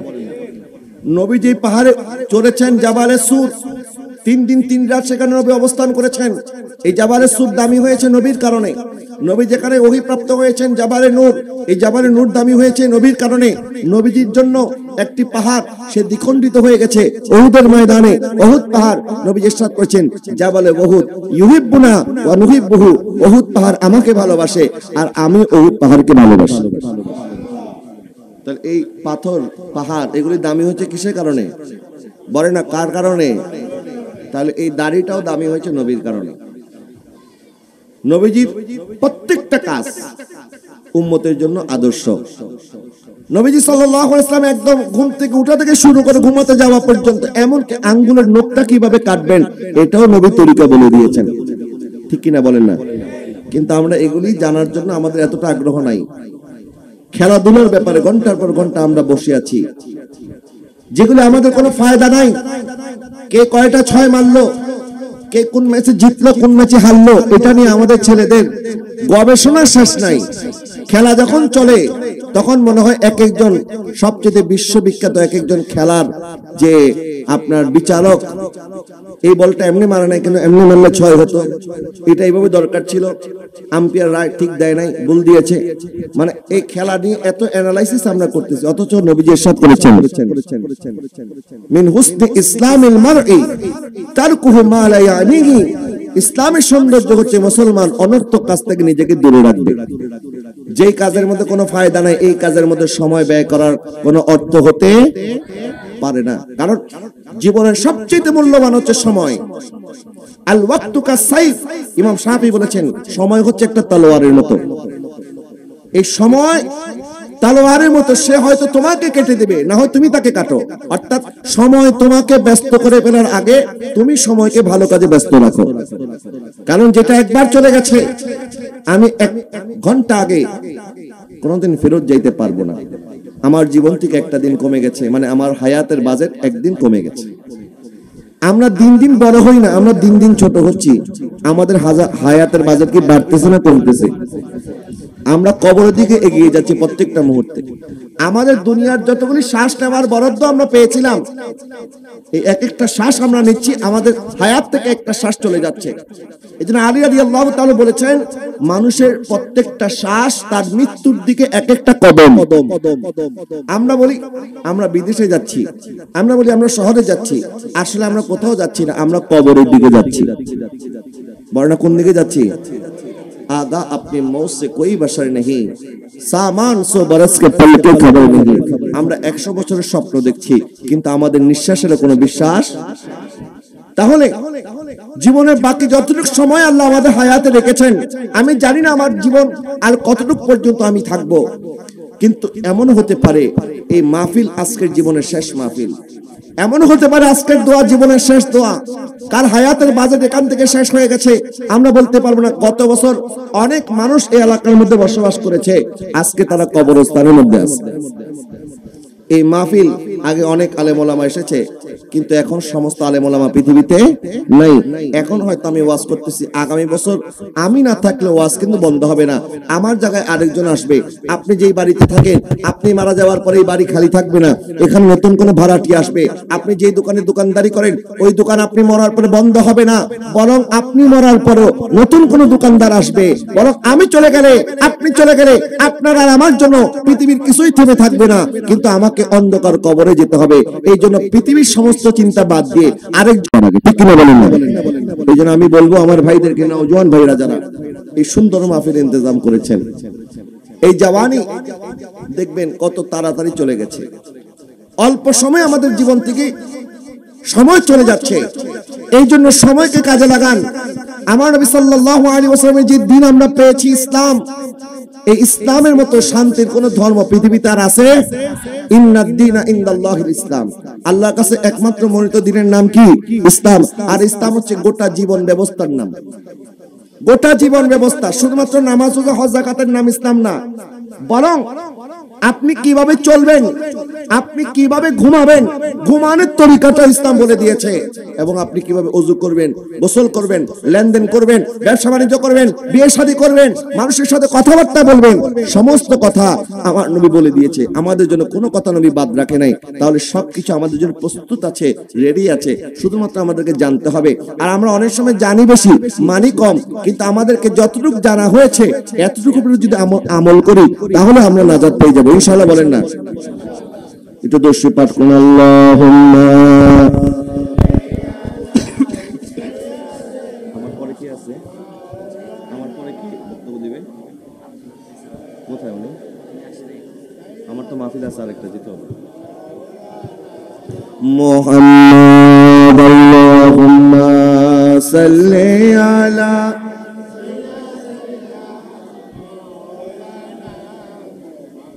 ওয়ালা আলি সাইয়্যিদিনা মাওলানা। তাহলে যদি আমাদেরকে কামিয়াবি অর্জন করতে হয়, আল্লাহ পাক বলেন ওয়া আনতুমুল আ'লাউনা ইন কুনতুম মুমিনিন, আগে তোমাদেরকে ঈমানদার হতে হবে। সুবহানাল্লাহ বলেন না? আগে আমাদেরকে কি হতে হবে? ঈমানদার। ঈমানদার যদি আমরা হতে পারি, আল্লাহ তো দুনিয়াতে কম নিয়ামত দেয় নাই।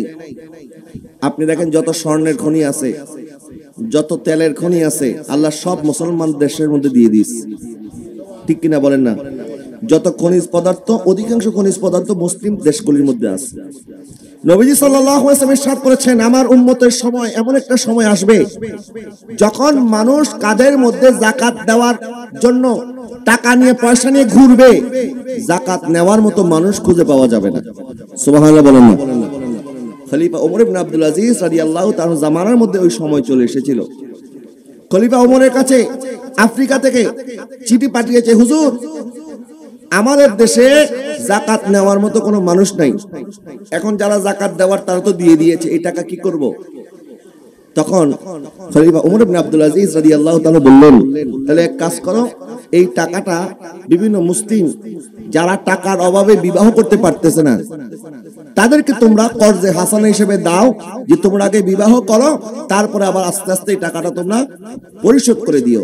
তখন ওই গভর্নর আবার খলিফা ওমর ইবনে আব্দুল আজিজকে চিঠি পাঠালো, বলল, হুজুর আমাদের দেশের মধ্যে এমন কোন যুবক নাই যে বেকার, টাকার জন্য বিবাহ করতে পারতেছে না, এমন একটা যুবকও নাই। সুবহানাল্লাহ বলেন না? সবাই স্বয়ং সম্পূর্ণ। খলিফা ওমর ইবনে আব্দুল আজিজ আবারও চিঠির জবাব দিলেন, তাহলে এক কাজ করো, যারা ব্যবসা করতে চায়, টাকার অভাবে ব্যবসা করতে পারতেছে না, তাদেরকে কর্জে হাসানা দাও। তখন ওই গভর্নর আবার চিঠির জবাব দিলে, বলে, হুজুর আমাদের দেশে এমন কোন ব্যক্তি নাই টাকার অভাবে ব্যবসা করতে পারতেছে, সবার কাছে মাশাআল্লাহ স্বয়ংসম্পূর্ণ সবাই। তখন খলিফা ওমর ইবনে আব্দুল আজিজ আবার চিঠির জবাবে বললেন, তাহলে এক কাজ করো, যে সমস্ত বিধর্মীরা মুসলমান দেশে বসবাস করতেছে তাদেরকে এই টাকাগুলি দিয়ে দাও, তাদেরকে বলো তোমরা এই টাকাগুলি কাজে লাগাও, তোমরা ব্যবসা বাণিজ্য করো, আবার যখন তোমরা টাকা ফেরত দেওয়ার সময় হবে তোমরা টাকাগুলি ফেরত দিয়ে দিও। সুবহানাল্লাহ বলেন? মুসলমানদের যাকাতের টাকা পরবর্তীতে যাকাত নেওয়ার মতো মানুষ নাই, কি করবে? পরে যারা বিধর্মী ছিল ওই দেশের নাগরিক, বৈধ নাগরিক, তাদেরকে দেওয়া হয়েছে কর্জে হাসানা হিসাবে, যে তোমরা এগুলি নিয়ে ব্যবসা বাণিজ্য করো। কিন্তু আজকে আমাদের দেশের মধ্যে যদি বিশ্ব ব্যাংক টাকা না দেয়, জাইকা টাকা না দেয়, আমরা চলতে পারি না। তো বিশ্ব ব্যাংকের ওরা কি মুসলমান নাকি? জাপানি সংস্থা এটা কি মুসলমান? না। আজকে আমরা বিধর্মীদের টাকা ছাড়া চলতে পারি না। এক সময় মুসলমানদের টাকা নেওয়ার মতো মুসলমান খুঁজে পাওয়া যায় না, বিধর্মীকে দেওয়া হয়েছে। আজকে আমাদের এই পরিণতি কেন? কারণ আমাদের উপর যে আল্লাহ পাক যাকাত ফরজ করেছেন, সবাই আমরা ঠিকঠাক মতো যাকাত দেই না। যাকাত ফরজ হয়েছে, 1 কোটি টাকার মালিক, উনি যাকাত দিবেন 2.5 লক্ষ টাকা। উনি 2.5 লক্ষ টাকা না দিয়ে 2-2.5 হাজার টাকা দিয়ে কয়েকটা শাড়ি আর লুঙ্গি কিনে এনে মানুষকে লাইন ধরে দাঁড় করায় দেয়। 20-25 জনকে দেওয়ার পরে বলে যাকাত দেওয়া হয়ে গেছে। নাউজুবিল্লাহ বলেন না? আছে না নাই বলেন তো? আবার যে কত বাহানা, সরকারকে ট্যাক্স দিতে হয়, কর্মচারীকে বেতন দিতে হয়, এত এত টাকা দান সৎকার করতে হয়, মাহফিলে দিতে হয়, মসজিদে দিতে হয়, কত জায়গায় দিতে হয়, আবার যাকাতও দিতে হবে। কত বাহানা, আছে না নাই? কিয়ামতের ময়দানে তার এই মাল সাপ হয়ে তার গলার মধ্যে পেঁচিয়ে ধরবে, কপালের মধ্যে দংশন করতে থাকবে। সে বলবে তুমি কে? ওই সাপ বলবে আমি হচ্ছি তোমার ওই সম্পদ যার উপরে যাকাত ফরজ হয়েছিল, কিন্তু তুমি দুনিয়াতে যাকাত দাও নাই। সুতরাং আল্লাহকে ভয় করেন। আমাকে একজন বলল যে হুজুর আমার কাছে 10 ভরি স্বর্ণ আছে, এখন আমাকে কি যাকাত দিতে হবে? আমি কই 7.5 ভরি হইলে তো যাকাত ফরজ হয়ে যায়, আর আপনার 10 ভরি আছে তো দিতে হবে না? বলে কত? তাই বলে আপনি বাজার দর হিসাব করেন, 1 ভরির দাম কত? 1 ভরির দাম যদি আপনি পুরান স্বর্ণের হিসাব করেন 80,000 টাকা, তাহলে 10 ভরির দাম কত? 8 লক্ষ টাকা। এই 8 লক্ষ টাকায় প্রত্যেক লাখে যদি 2,500 করে হয়, 8 লক্ষ টাকায় কত হয়? 20,000। 20,000 হয় না মনে হয়। আচ্ছা ধরেন 20,000 টাকা। বললাম যে 20,000 টাকা আপনি যাকাত দিয়ে দেন। তো বলতেছে 20,000 টাকা যাকাত দিব? এত টাকা?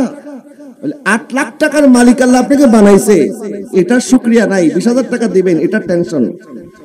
তো এই 20,000 টাকাও যদি আপনার কাছে না থাকতো, আপনার তো কিছু করার ছিল না। দিয়েছেন কে? আল্লাহ দিয়েছে। আল্লাহর দেওয়া মাল থেকে খরচ করবেন, এটা কেন আপনার কৃপণতা?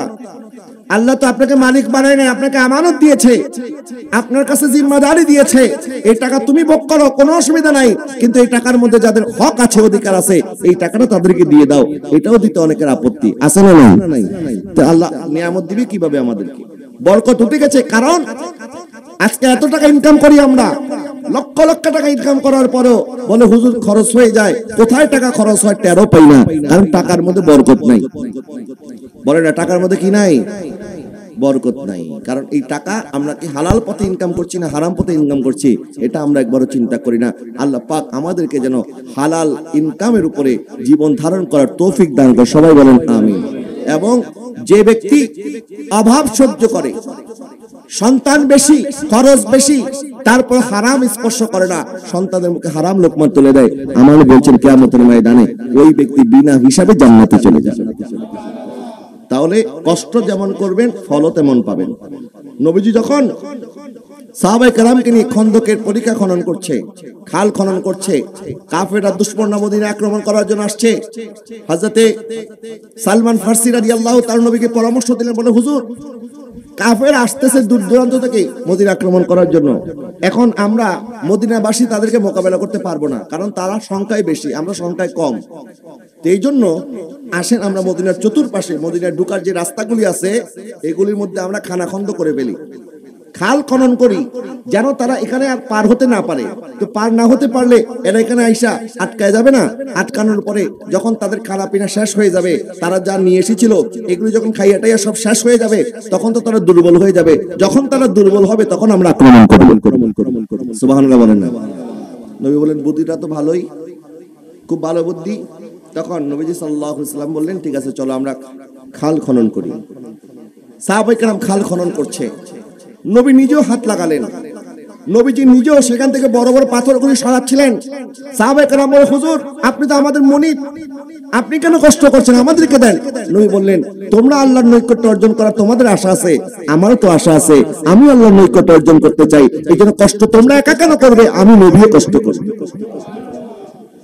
তখন নবীজি বললেন ইন্নাল আইশা আইশাল আখিরা, নিশ্চয় প্রকৃত সুখ আখিরাতের সুখ। দুনিয়াটা কয়েকদিনের মাত্র, এসেছি আবার চলে যাব। এই দুনিয়াটা মুসাফির খানা।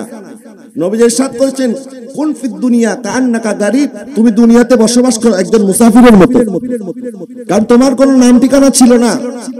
আসছো, তোমাকে মানুষজন দেখতে এসেছে, তোমার একটা নাম নির্ধারণ করা হয়েছে। আবার যেদিন তুমি চলে যাবে, সেদিন আবার তোমার নাম মুছে যাবে, তখন আর তোমার নাম ধরে কেউ ডাকবে না, তখন তোমাকে একটা লাশ বলে ডাকবে। ঠিক কিনা বলেন না? আসছেন খালি হাতে, যাওয়ার সময় কি খালি হাত। সুতরাং ইন্নাল আইশা আইশাল আখিরা, প্রকৃত সুখ, প্রকৃত জীবন হচ্ছে আখিরাতের জীবন। সুতরাং এই দুনিয়াতে আমরা থাকবো, বসবাস করব, ইনকাম করব, রুজি করব, ব্যবসা করব, বাণিজ্য করব, সব করব, কিন্তু আল্লাহকে রাজি করে করব। কথা বলেন না ঠিক কিনা? আল্লাহকে নারাজ করে কিছু করা যাবে? আল্লাহ যেন আমাদের সবাইকে বুঝার এবং আমল করার জন্য আল্লাহ তৌফিক দান করে। সকলে বলেন আমিন। এবং